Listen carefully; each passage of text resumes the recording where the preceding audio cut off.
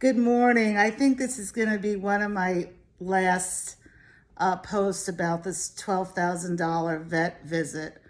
So this is part 7, and I have some very good news.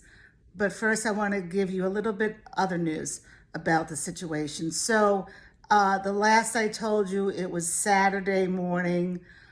She started the Gastro Elm, gave it 30 minutes prior to eating, and she's been great since. Her poops Saturday and maybe Sunday morning were a little soft, but they were formed. And last night she didn't poop after dinner. And this morning I just checked in with her and she said she had a solid poop. She's waiting for her food.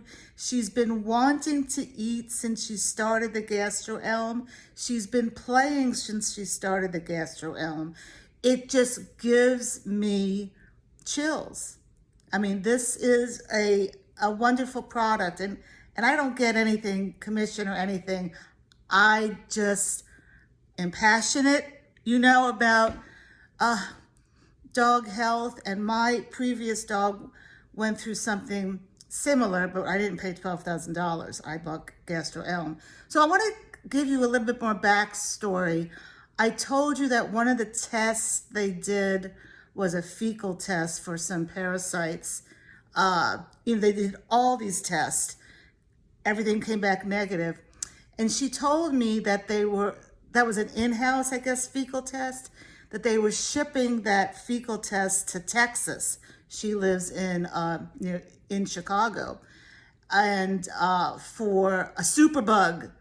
And I think that test is going to be, they'll know about the results today. That dog does not have a superbug.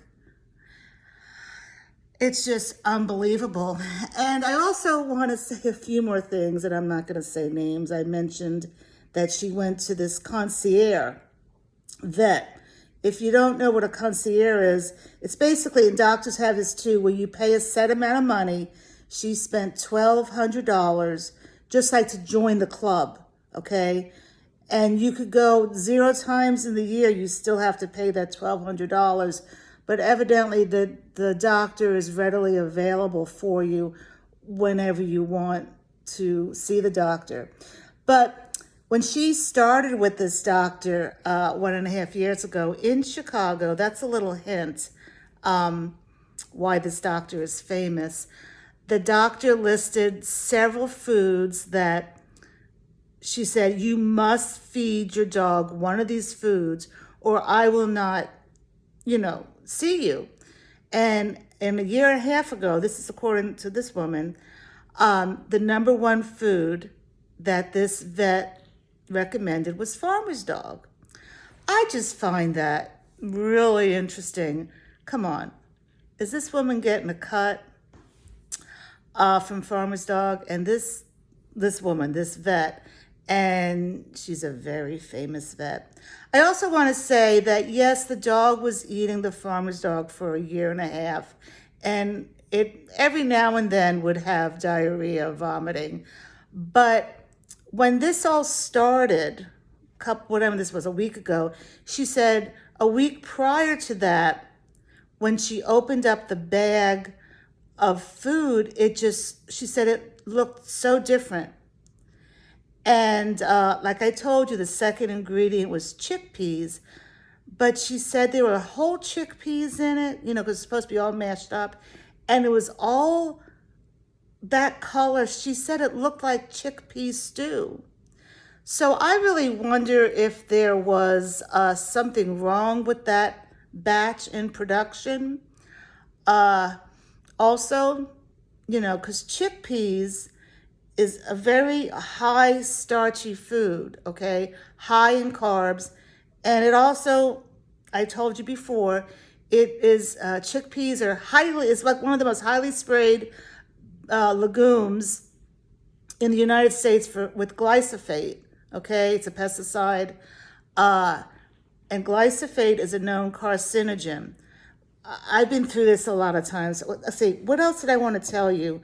Hold on, because I wrote my notes down here. It's early in the morning.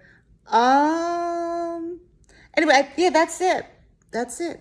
I am just so delighted that this dog is doing well. This should not be happening to people. Again, vets do not study nutrition. In vet school, you should never buy food that is high in carbs. You should not buy food that has a ton of synthetic vitamins. The number one ingredient should be an animal protein, and it should say what that animal is, okay? It should say meat, turkey, chicken, fish, and it should be the number one protein. It should have organ meat in it, as in heart, kidney, spleen, liver. I'm not a fan of liver for different reasons, but you can't get around it. They all seem to have it in it. Farmer's Dog had no organ meat. No organ meat. You know why? Because it's expensive. So they put these synthetic vitamins in. And why do they put carbs or rice or barley or oats? Because it's cheap and it's a filler. And this dog that ate this food 2 weeks ago, for some reason, had a bunch of this chickpeas in it. All right? Anyway, I wanted to give you the update. I'm just so tickled. And gosh, they are so appreciative of me. And I don't mean to be tooting my horn. I really don't do that. It was just an easy fix, you know? It's an easy fix. Get that Gastro L. It's a miracle.